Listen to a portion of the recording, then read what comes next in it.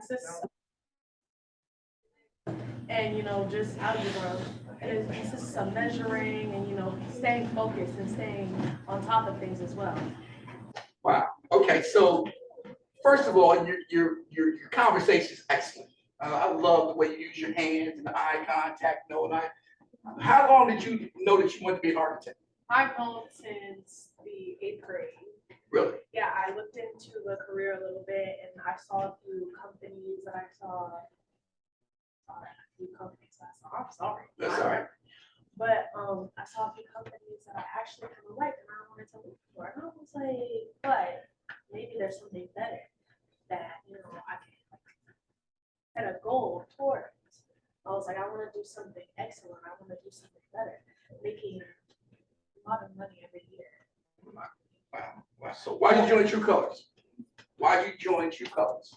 Mostly because I wanted to better myself. I wanted to become a different version of me that I always wanted to be. I wanted to be somebody that I knew I would be, but I was not at. Somebody I could work towards. RuQuan, you hear this? Can you hear us? I can hear you. I think that's dope. That's making me happy. All right, give it up to Jamar. All right. So this is my True Colors. This is my new brother. This is my new brother, my new friend, my new partner, all the way from Harvard University in Cambridge, right? Are you on campus? Yeah, I'm on campus. So right in Cambridge. My man. All right, so I already kind of gave a briefing on who you are, what you do, but I can't tell your story. So this is my True Colors group, or this is our True Colors group. You met Doug last weekend. Hey, I'm sure you remember Joe. Great seeing you, Joe, in the back. Good seeing you. Good to see you. Take Good care. to see you. So Ru, tell us your story, man. It's a unique thing. Give us some background on who you are, what you're all about, and then there's some people here that want to ask you questions and talk to you about what makes you you. I have a question.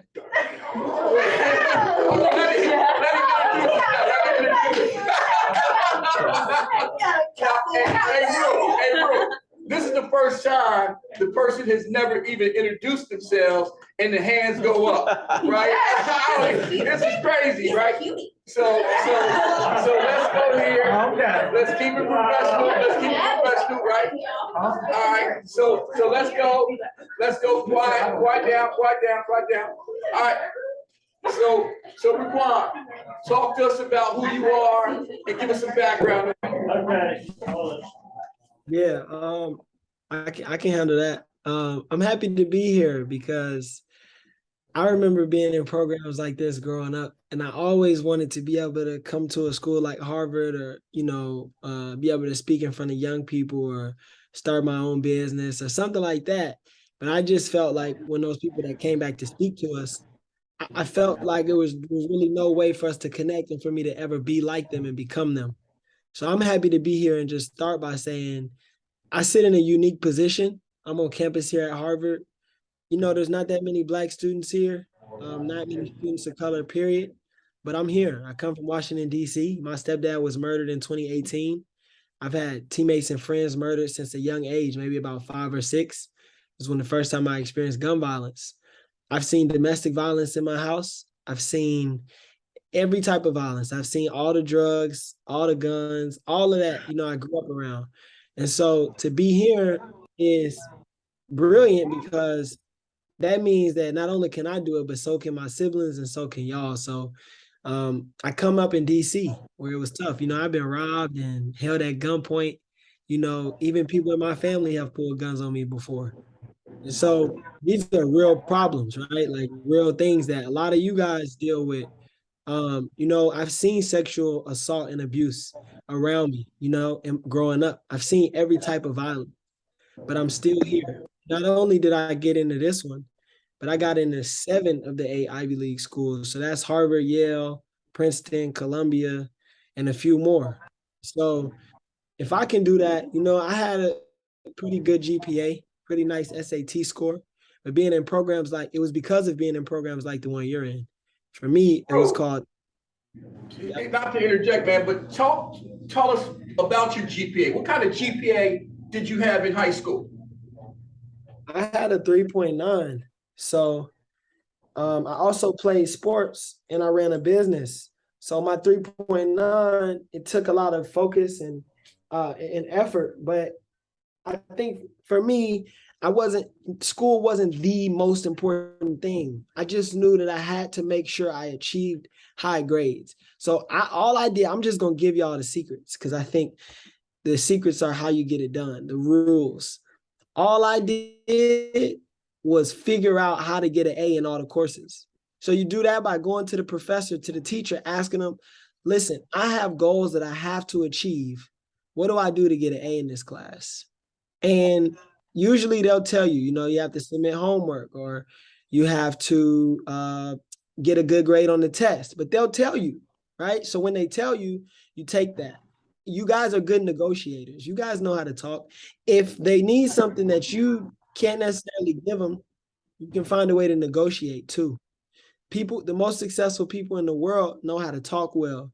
The young lady that spoke just a couple of minutes ago introduced herself well, told her story brilliantly, and that's what we're looking for. It's inspiring, touches people, and it moves things. So that's how I was able to get the GPA. I wasn't the hardest working student. I didn't stay up the latest. My classmates actually are really jealous that I got to come to Harvard, because I fell asleep in every single class. Don't tell them that. Don't tell them that. Don't tell them that. We all done it. We've all done it. I'm just messing. Go ahead. It's the truth. I fell asleep in every single class, y'all. But I made sure to communicate with my professors. I made my teachers, that's what they are in high school. I made sure to let my teachers know, look, I'm falling asleep in class, but it's because I have these other things going on. How can I still achieve in your course? And that communication is what got me here. Well, that's one of the things.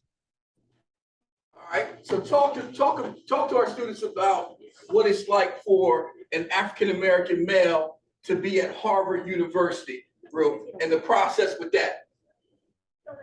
Yeah. Well, I think one of the things that's important to mention and like emphasize is like life. You guys know life is not easy. And I think people think that because you get up this high and you do this much stuff, that life gets easier, but it doesn't. There's only a couple of Black students here. So that means that there's not much community. Racism still exists in the world, y'all. Those things are real. So, still dealing with, subtle instances of things like racism. It's a tough experience. There's not many resources here that support us. They don't speak the language we speak. When we kicking it, we talk, a little more laid back. We say what we want, how we want. We run the world when it comes to culture. TikTok picks up all of our culture, all our language, all our dance, all our fashion. But here, you're expected to adjust to a different language, to more of what they call proper English. And so things like that are going to be uncomfortable and challenging. But I want to tell you, if I can do it, you can do it. I come from the same place, right? And I'm giving you the tools. I'm not just telling you you can do it. I told you how to communicate with your professors. You guys know what hard work means.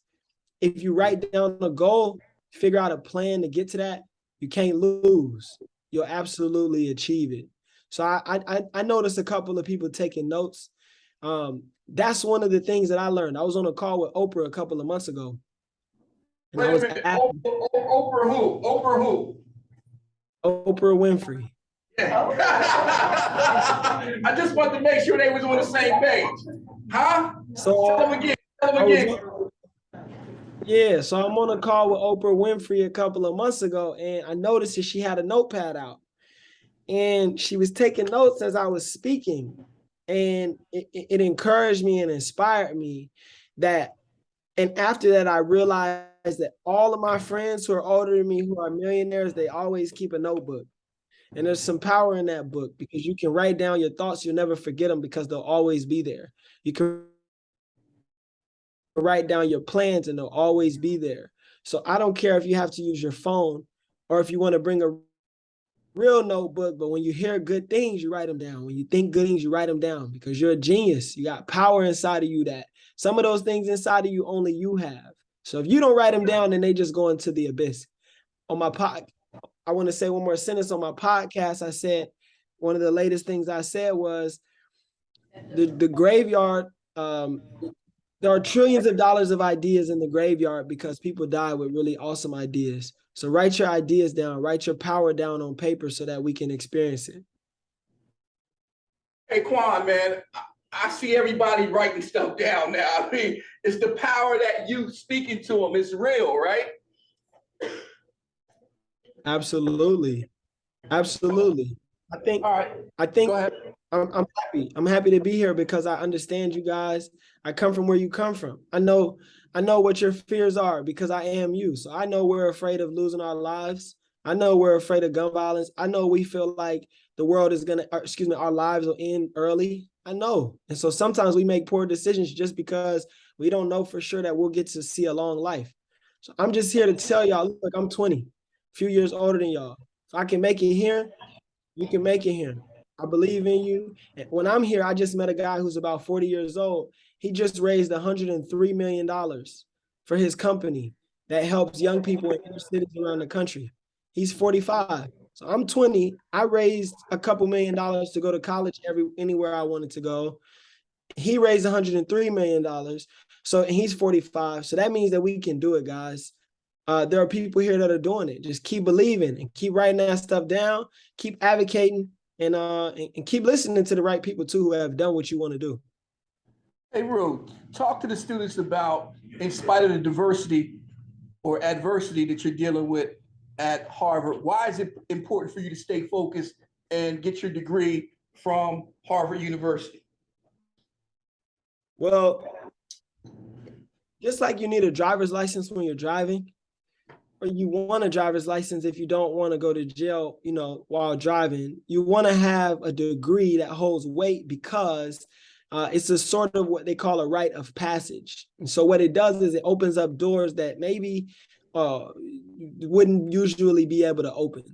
So I say you figure out what you want to do. And the reason why I keep the degree and hold on to it and make sure I stay despite the adversity is because people listen to you when you have this degree. So I love y'all and care about y'all a lot.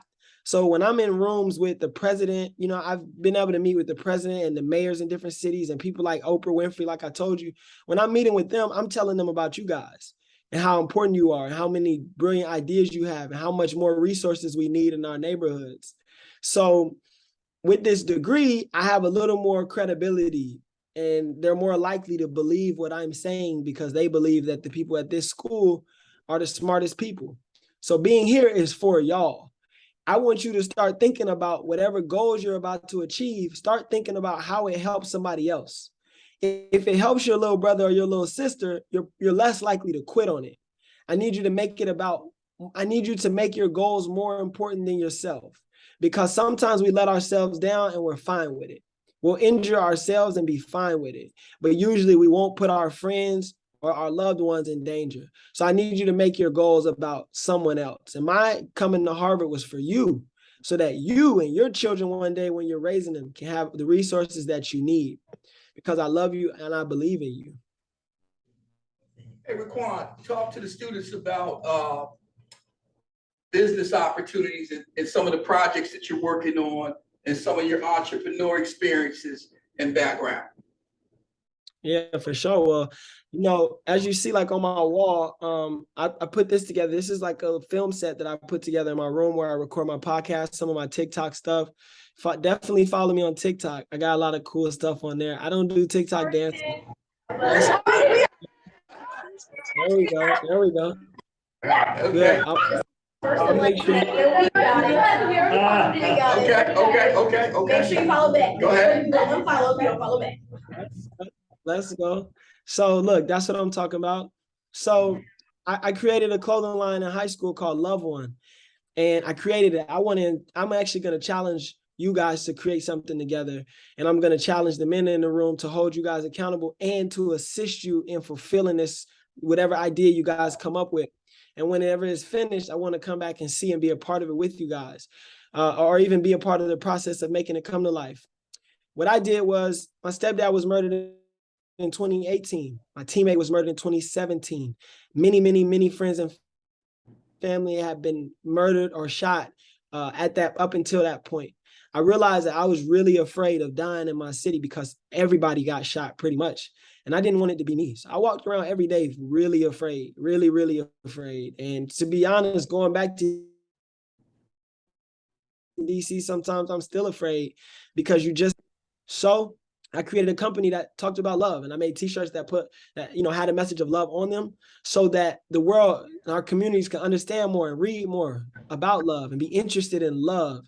Because to me, it's the lack of love that promotes these things like gun violence and other forms of violence. So I raised $100,000 in a few days, and I donated money to families that have been impacted by gun violence. And if I could do that, as a young high school kid who was afraid, I wasn't even like I was like super optimistic. I was afraid, and I was able to create that. And that's one of the companies that I've started. And I'm going to teach you guys about something that usually only Ivy League students know, but I'm going to let you guys in on it. There's something called venture capital. Venture capital is something that if you want to be very rich, you should be thinking about. It's called venture capital. You can understand the companies, and I want you to start looking into the minority venture capitalists. I want you to look at the Black and brown venture capitalists because they're going to be especially interested in collaborating with you. In venture capital, what happens is there are trillions of dollars that are used to help your company succeed and grow into a $1 billion or $1 trillion company. Venture capitalists are looking for you and your ideas so that they can and you can make money and make impact with your companies. I work at a venture capital firm here at Harvard, run by a Black man named Roland Fryer, and I get an opportunity to sit with him, and learn what's happening in this world of what we call VC, which is an acronym for venture capital. And I'm building technology companies because tech is the future. So tech is what runs the world. You guys have all the capability and brilliance to be a part of tech. So continue to learn I want to tell you one more thing. All tech is taking idea in your mind and putting it onto the computer. Even doing vlogging is tech. TikTok is tech. Instagram is tech. It's all technology. So you're already into tech. So all we have to be doing together, guys, is thinking about ways to use technology to positively impact our communities, our people, and ourselves. And then the rest is history. Okay, so venture capital, right? Real quick, touch on this subject because I know it's important to you, and that's mental health and staying positive. Now, Quan, you don't have a problem getting up in the morning. You sound energetic. When I text you early this morning, you was like, what's up? Good morning. Let's go get it, right? How do you deal with the stresses of life, staying positive, moving forward, and reaching your goals? Well, life is hard. And the other day, I laid in my room sad because I was afraid of things like losing my life. Because I get calls all the time about people being murdered in the city, young people being murdered, and that hurts my heart, and it makes me discouraged, and it makes me feel afraid. I have to remember, I write things down. I have things written down all over my room on both of my desks.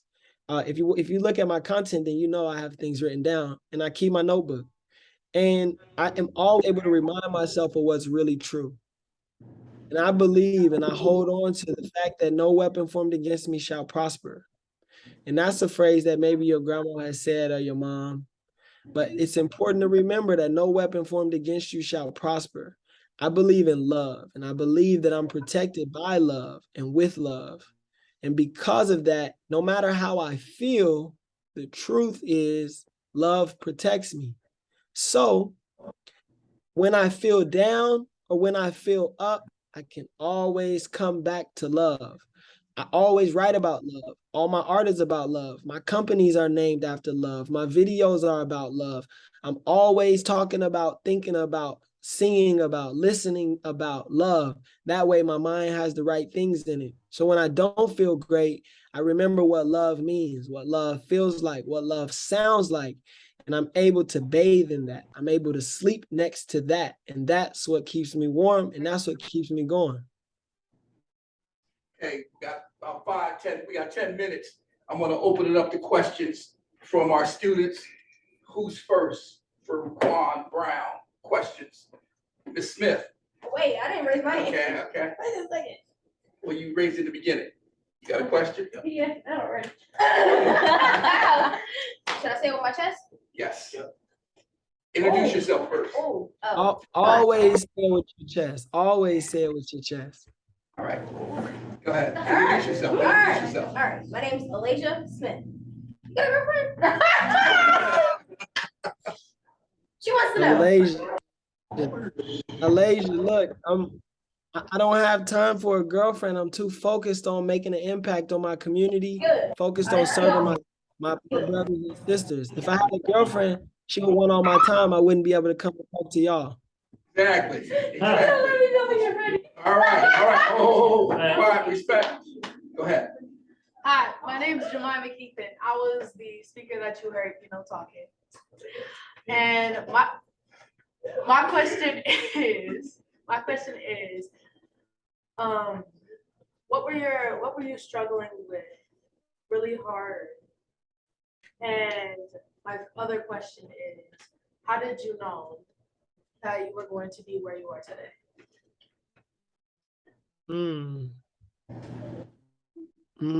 What was I struggling with? Let's say in high school first, RuQuan.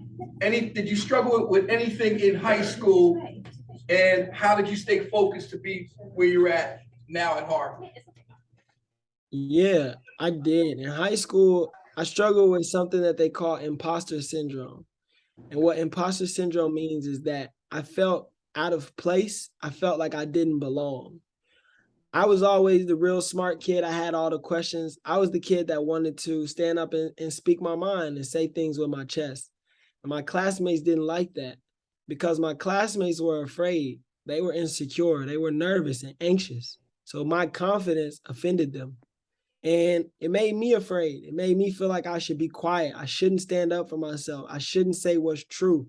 It was really lonely in high school because I was one of the only kids doing what I was doing, which is playing several sports, being a political advocate, running a company, going to church on the weekends too, and doing my best to set an example for my siblings. So in high school, I dealt with a lot of judgment and even bullying, to be honest. I was really popular, but still it was easy for people, for my classmates to make fun of me, as the weird kid, or I was too Christian, or I talked too much, or I asked too many questions. But let me tell you how I knew I would be here. I had people in my life, like my mom and my stepdad, who knew my value, and they knew that no matter what those challenges were, I would be who I am. And people like us, y'all, are successful.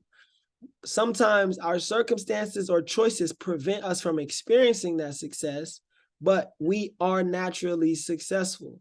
So what I would add to that is that it was hard because I dealt with bullying in high school. I dealt with being the oddball.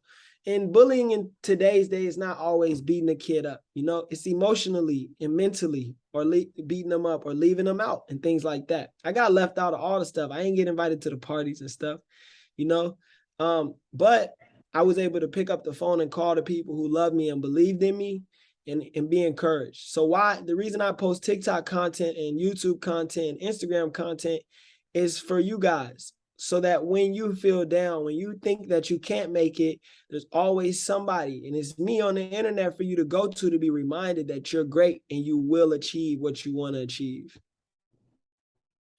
Was there anybody in your young life that inspired you to greatness, Quan?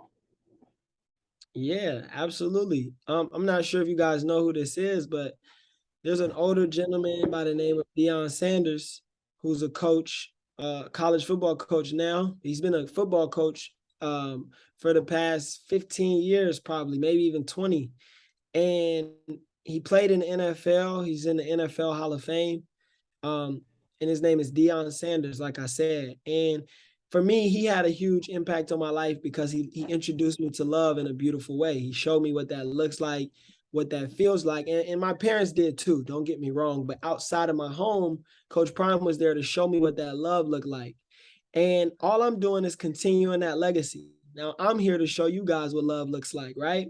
Because you need that. That's what's going to keep you alive. That's what's going to carry you into your goals and dreams. That's what's going to keep you warm and held despite the bullying. That's what's going to keep you warm and held despite the abuse happening at home. Those things are happening. If you go to Harvard, those things don't go away just because you go to Harvard. Those things still exist. My community is the same, even though I went to Harvard.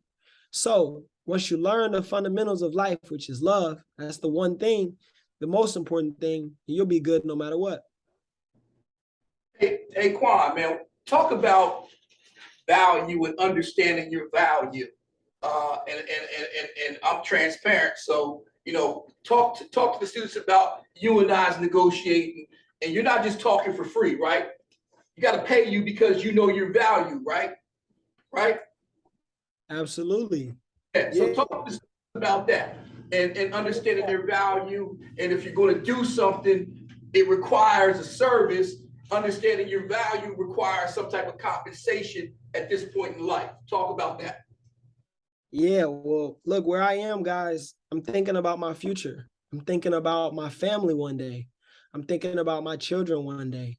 I'm thinking about my houses one day. I'm thinking about traveling the world and how I'm going to do that. So I don't have the room to do things for free because it costs me. It costs me my energy. It costs me my time when I come to invest in you guys. And so if I'm not being if I'm not being poured back into, then it doesn't really make sense for me to pour it out. I already come from a disadvantaged background. So I'm already behind where all my peers are. So if I give away more stuff for free, I'm having a negative impact on my children and my family that isn't here yet. So a part of taking care of myself, taking care of my family, people talk about generational wealth, mental health. A part of that is making sure that today I get what I need for today. And that's really important. You guys are extremely valuable. If they pay me $50 trillion, that still wouldn't be enough because my value is higher and so is yours. There's no money that can suggest what your value is. Money's not even real. You can burn it and throw it away. You can't be thrown away. You're extremely valuable. But you are able to put a price on the gifts, the skills, the talents, the thoughts that you have. That's why you write it down. Because the more you write it down, the more confident you are in it. Now you can go to somebody and say, hey, I have this idea. Would you like to buy it? I have this product. Would you like to buy it? I'm good at this. Are you willing to invest in it? All right, we got 2 questions because we got time running out, okay? Faith, give me your question. My name is Faith, and my question is, what would you suggest students to do that can't afford to attend an Ivy League school but have the potential for it? Well, I'm going to tell you, I would suggest this. Can't isn't a word to us. Say that again. Say that again, Quan. Say it again. Say it again. Can't is not a word to us. Growing up, I knew I was coming to school for free. I already decided. Didn't know how, but I knew I was. I need you to have that type of certainty. Now, I knew that it would come from one of two ways. It would either come from academic scholarship or it would come from athletic scholarship. That was the idea that was the goal and the idea that I came up with that my family agreed on. So I knew, made up your mind you was going to school for free. But I made it up. I made my mind up and I knew 2 options. So you might have another option to go to school for free. You may start selling something right now that's going to raise the money for you to be able to go for free. You might be playing a sport. You might ask the guys in the room, hey, look, what is a sport that can help me get into one of these schools? Maybe it's chess you've never thought about. Maybe you need to play chess. That might help you. Just these are things to think about. You don't have to do these things, but if you want something, you have to figure out a way. You guys are genius. You guys come up with some of the greatest ideas on a daily basis, and I know it because we're the same. And I come up with a lot of great ideas. I'm no better than you, so if I'm doing it, I know you're doing it. Now, what you do is you figure out a way. You ask the people in the room, how can something like this happen? And when they don't believe in you, which I know they will, but when they don't believe in you, you go look it up on the internet. You can find somebody who's done it. So I want to say another thing is If you can figure out, if you can get into the Ivy League school, usually they'll pay for you. So you don't have to worry. All right, two more questions. Jemiah, Yeah, I got tongue tied. Jemiah, go ahead. Did you ever feel like what you were doing throughout high school and college, did you ever feel like it was too much? Like too much on your mental health, emotionally as well too? Yeah, I will say for sure. And I'll tell you why. I think academia is what's known, or is the term we use for another word for education. Higher level education is what's considered college and university. So at college and university, I think that there's still a lot of injustice, and there is still a lot of injustice and inequity. There are a lot of things that are not fair and are not right at this level of learning. There are a lot of things that are not fair and not right at the high school, middle school, and elementary school levels of learning. So yeah, I often feel overwhelmed. I often feel unfulfilled. I often feel sad. Sometimes me and my classmates are depressed, guys. That's the truth. So nothing that you're feeling right now is anything that we're not familiar with. You're not crazy. You guys are perfectly fine. We all have struggles, and these environments are really hard environments to be in. But I'm telling you why I remain in these environments. And then I'll tell you what I do to take care of myself in these environments. I stay here for you so that I can make sure that the opportunities that you want exist somewhere. And if I don't stay, then there's nobody here to advocate for you at these levels, right? And by these levels, I mean, I get to meet the presidents of all types of countries. So when I'm able to sit and say, look, we got millions of Black and brown kids around the world who are looking for opportunities, whose parents need love and care, who need a little more resources to get over that hump. So that's what I'm here for. But how I take care of myself is by giving. So when I get a call to come and spend time with young people whom I love, I always take it, because that's how I stay alive. That's what motivates me. That's what encourages me. Spend time with my siblings. That's what encourages me. Call my sister and remind her, yo, keep working your tail off because your dreams are going to come true. Tell my little brother who's 6, one of them is 6, keep working your tail off because your dreams are going to come true. So I would encourage y'all to find a way to use your gifts. That's one of the things that'll help you stay alive. It worked for me in high school, right? I figured out how to create this fashion brand, mix it with entrepreneurship. Those are 2 things I'm great at. I love fashion. I love entrepreneurship. You can follow me on Pinterest too to see more of my outfits. And on there, I put these 2 things together to make sure that I was able to wake up every day and have something to look forward to. Last question, Terrence Williams.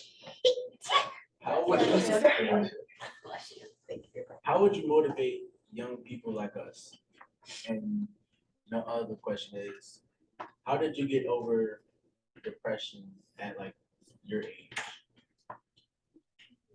Well, here's how I will motivate you. I can't motivate you, dog. You got to motivate yourself. And you have to find something that's worth living for. Find something that's worth working for. Find something that's worth fighting for. You may not feel great about you, but I promise you can find something to feel great about until you do feel great about you. Sometimes when you find something else that's great, you will realize how great you are. So I need you to, by any means, find out how great you are. I'm here to tell you that you're great. And I'm also here to tell you most people are not going to tell you that. When I come to Harvard, nobody tells me that, guys. Nobody.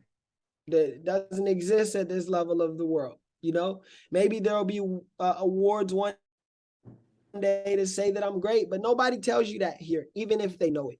So you have to take these words that I'm telling you seriously. You are great. You are wanted and you are needed. We want you. We need you. You have a positive impact on your environment, even when people don't acknowledge it. So that's 1. 2, how to get through and work through depression. I'm no mental health professional, but from my personal experience, and again, I'm no professional, so this is not professional advice.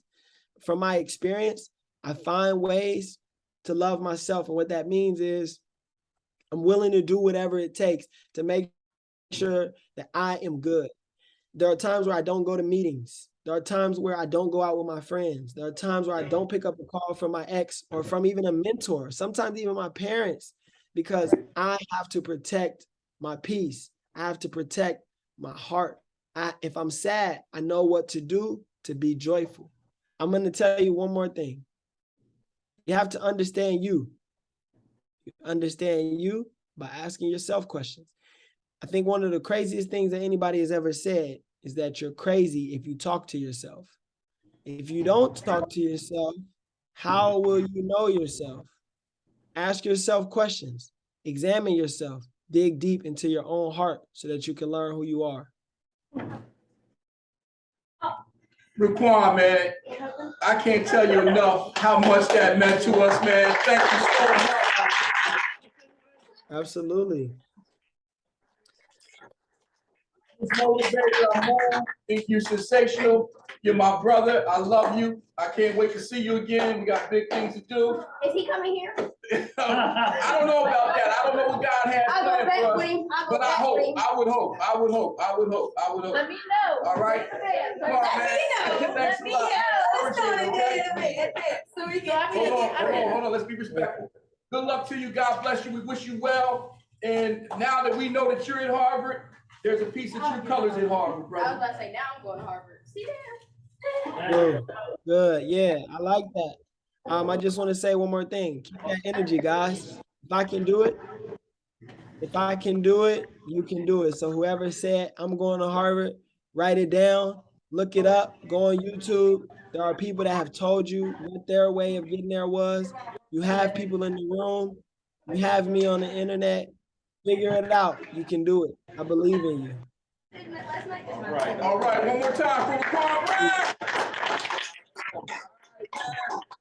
All right, y'all. Yeah. See y'all later. I'll talk to you later on. Peace. All right.